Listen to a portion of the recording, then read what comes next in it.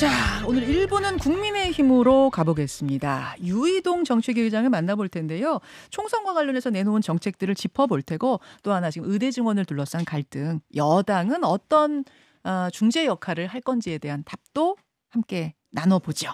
국민의힘 공약개발본부 공동총괄본부장 맡고 계세요. 유이동 정책위 의장 어서 오십시오. 네, 안녕하세요. 반갑습니다. 강서 보궐선거 끝나고 나서 정책위 의장 되셨죠? 네. 그렇죠. 네. 그때 참 국민의힘이 대패하고 분위기 최악일 때 직책을 맡으셨는데 넉 달 사이에 분위기가 많이 변한 것 같아요. 그렇게 평가해 주시니까 감사합니다. 네. 네. 아니 어떻게 지금 판세는 진짜 어떻게 읽고 계세요? 글쎄, 잘 모르겠어요. 전 이런 말씀 드리는 게 어떨런지 모르겠는데 진짜로 공약 만드느라고 그 회의실에 박혀 있어가지고 일반 기사도 잘 못 보고 이래서. 근데 다만 이제 지역 주민들을 뵙게 되면 느끼는 것은 모르겠습니다. 전통적인 민주당 지지자분들 그리고 가운데에 계시는 스윙 보터들은 모르겠는데 적어도 전통적인 저희 지지자들, 국민의힘 지지자분들은 앞서 말씀 주셨던 강서 구청장 보궐선거 때까지만 하더라도 열패감 같은 게 좀 있었었거든요. 우리가 노력해봐야 힘들지 않겠냐. 그리고 이 분위기를 어떻게 반전시킬 수 있겠냐라는 말씀들을 많이 주셨었는데 워낙 정권 심판론이 강하니까. 근데 지금은 그래도 한번 해봐야 되지 않니? 이 총선도 다가오는데 이대로 물러설 수는 없지 않니? 이런 의지들은 많이 갖고 계시는 것 같아요. 그런 분위기의 전환을 좀 느끼시는. 일단 공약개발본부장이 나오셨으니까 선거와 관련된 공약부터 그럼 좀 살펴볼까요?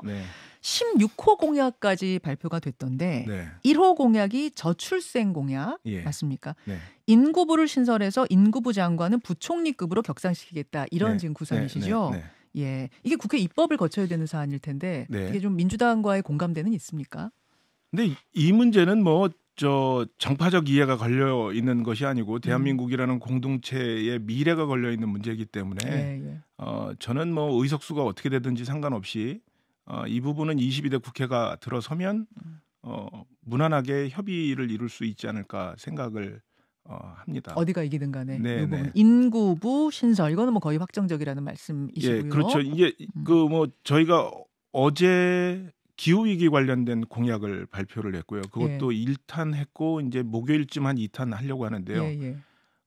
저희가 1호, 2호 공약으로 낸 것들이 그 저출생 관련 공약들이거든요. 근데 똑같은 성질을 갖고 있습니다. 이 인구 문제라는 게 저출생이라는 것이 저출생, 기후위기라는 현상으로 결과로 나타나긴 했지만 이것을 가져오는 원인들은 매우 다양하거든요. 그렇죠.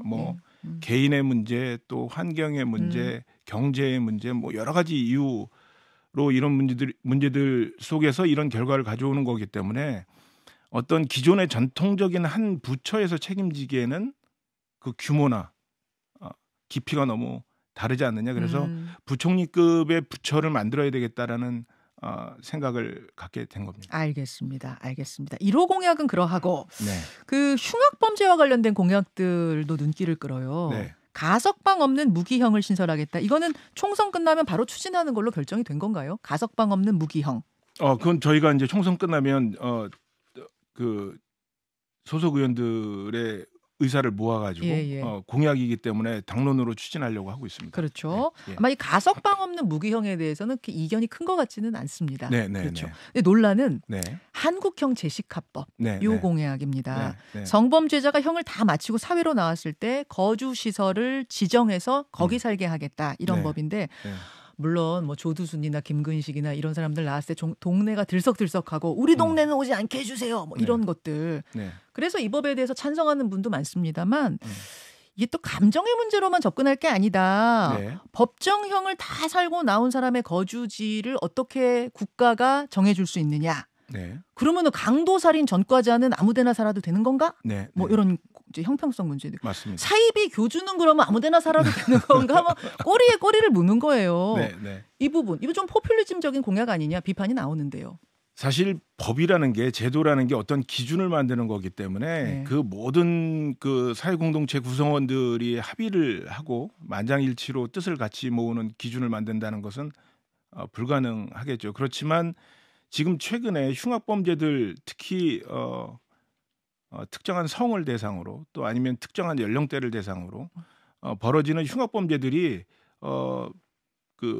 이것만큼은 단죄해야 되겠다는 그 국민적 여론이 워낙에 높기 때문에 이 여론에 부응하는 것을 뭐 포퓰리즘이라고 하면 뭐 그런 비판은 당연히 받아야 되겠지만 저는 그 정도의 의견이 모이는 것은 사회를 이끌어 나가고 사회 문제를 정리하면서 공동체를 이끌어 나가기 위해서는 기본적으로 필수적으로 필요한 것이라는 인식을 갖고 있고요. 그것들은 그래서 저희가 이제 공약으로 국민들께 의견을 여쭙는 절차를 거치는 거고요.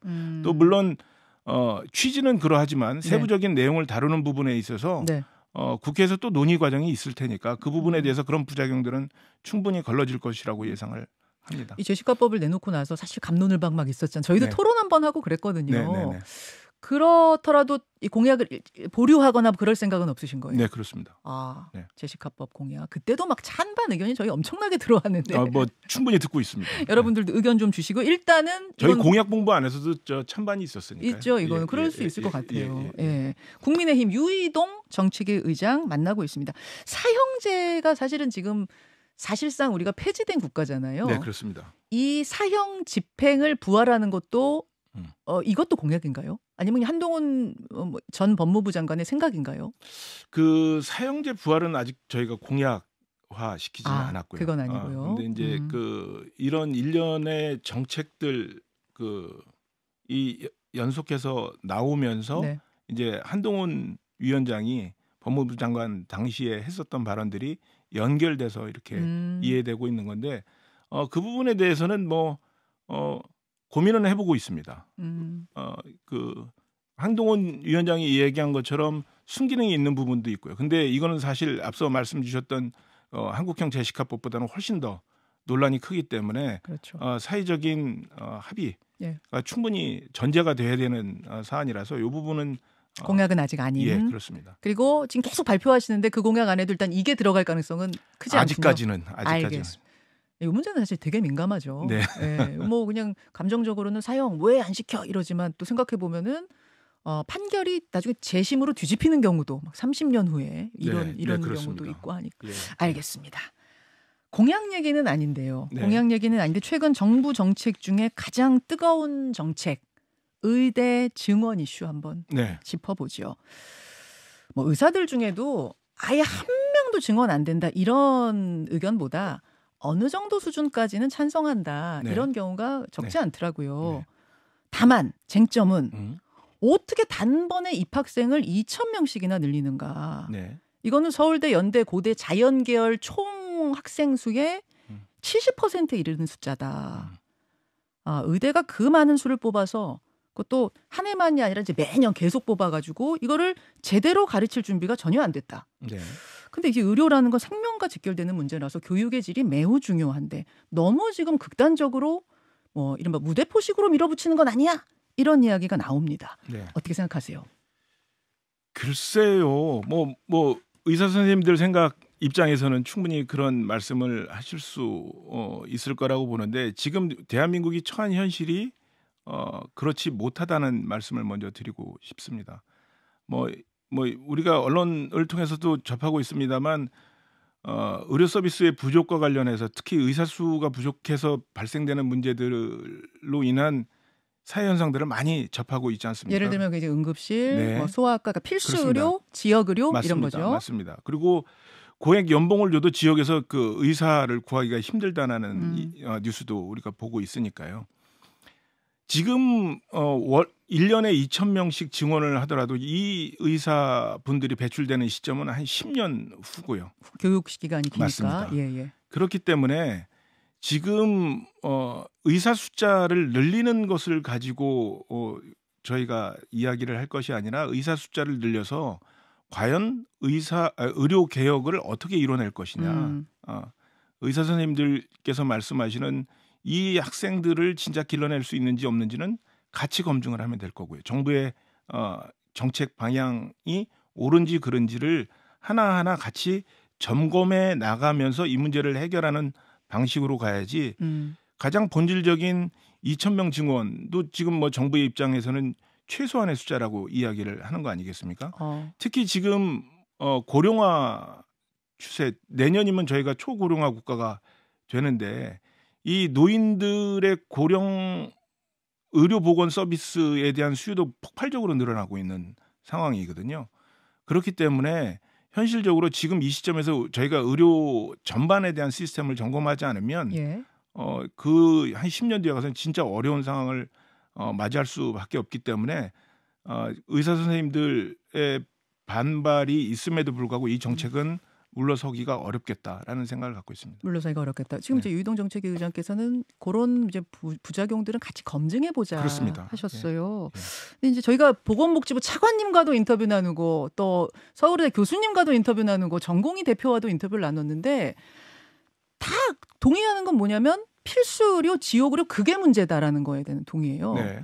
그런데 그 방법을 놓고는 정부는 일단 2,000명을 매해 뽑아야 된다. 네. 이거고 교수님들은 아니 뽑아가지고 좀 가르칠 준비가 안 됐다.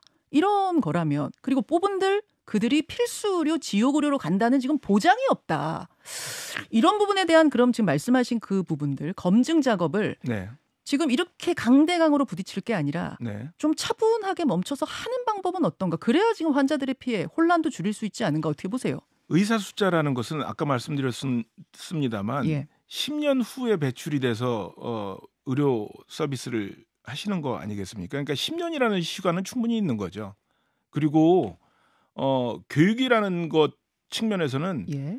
지금 정부가 충분히 제 부처들이 협의를 해서 대책을 만들었다고 이야기를 하고 있으니까 그러면 지금부터라도 그 대책이 옳은지 그른지를 하나하나씩 따져가면서 일종의 이제 개문발차 형식이죠. 일단은 뽑아놓고 예. 놓고선 논의한다. 가면서 충분히 정리를 할 수도 있는 문제거든요. 제가 보기에는.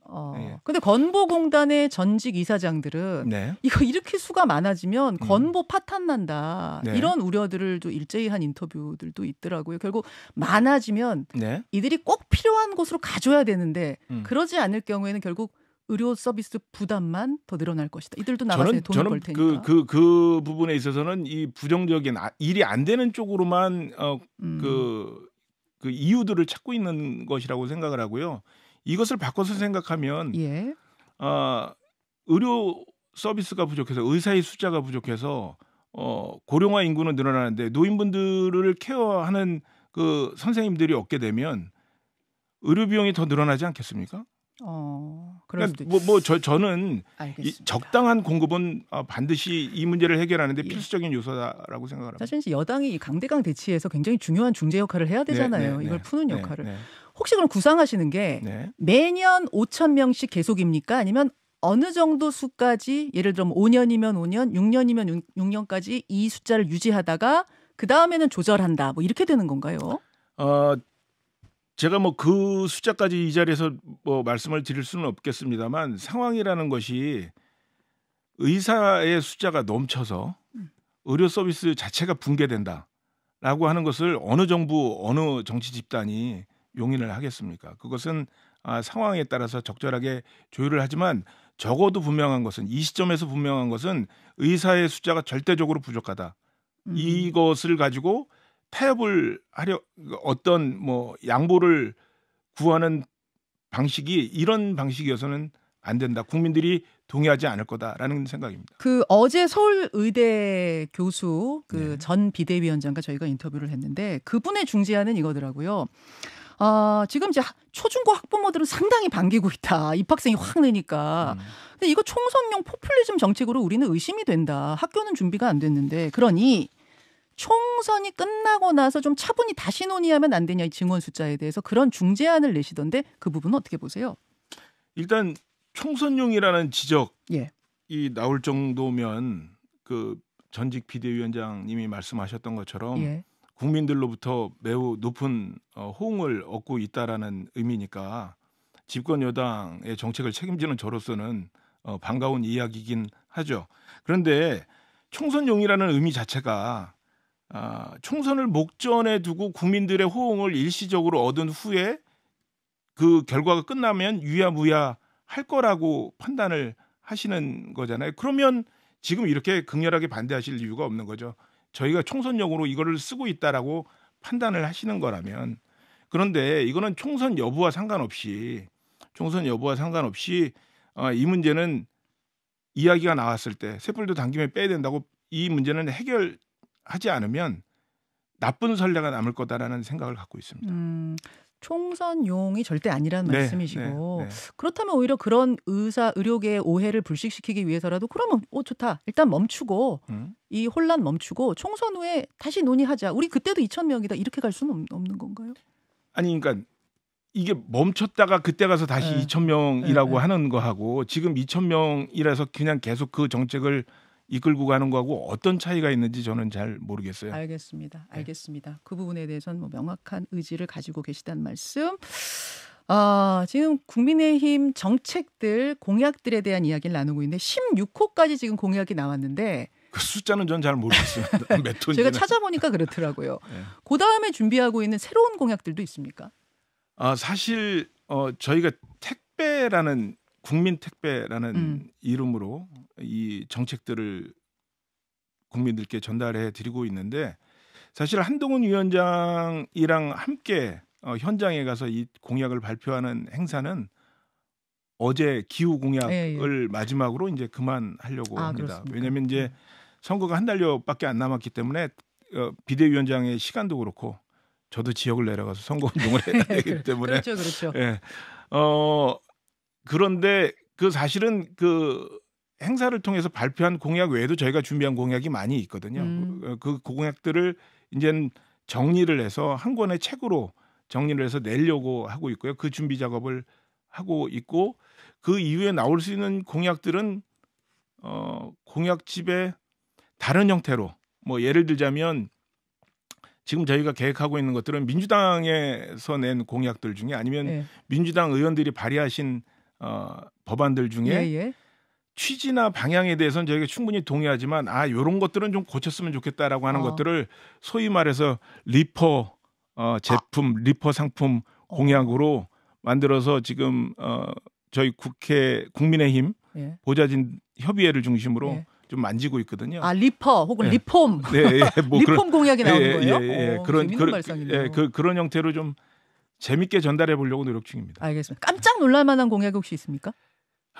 제가 이 공약을 맨 처음에 만들 때 저희가 고민이 그거였습니다. 뭐 반짝반짝하고 국민들의 시선을 확 끌 수 있는 뭔가를 만들자는 주장도 있었지만 그거는 정부 그러니까 집권 여당으로서의 자세는 아닌 것 같아서요. 좀 이렇게 심심하고 밋밋하더라도 지속 가능하고 실천 가능한 쪽으로 좀 하자라는 거여서 여러분들께서 뭐 이렇게 깜짝 놀랄 만한 게 있을까 싶습니다. 30초 남았는데요. 아까 판세, 그러니까 여론이 좋아진 건 느낀다고 하셨는데 만약 내일 선거 치른다면 어느 정도 의석수 예상하세요? 뭐 숫자가 뭐 의미가 있겠습니까? 이 선거라는 게 선거 당일날 날씨에 따라서도 영향을 받는 거라서 다른 건 모르겠는데 제 지역에 계시는 주민들께서 저를 좀 선택해 주셨으면 하는 바람은 있습니다. 마지막 질문을 이렇게 피해 가시는. 국민의힘 유희동 정책위 의장 만나봤습니다. 고맙습니다. 네, 반갑습니다. 감사합니다.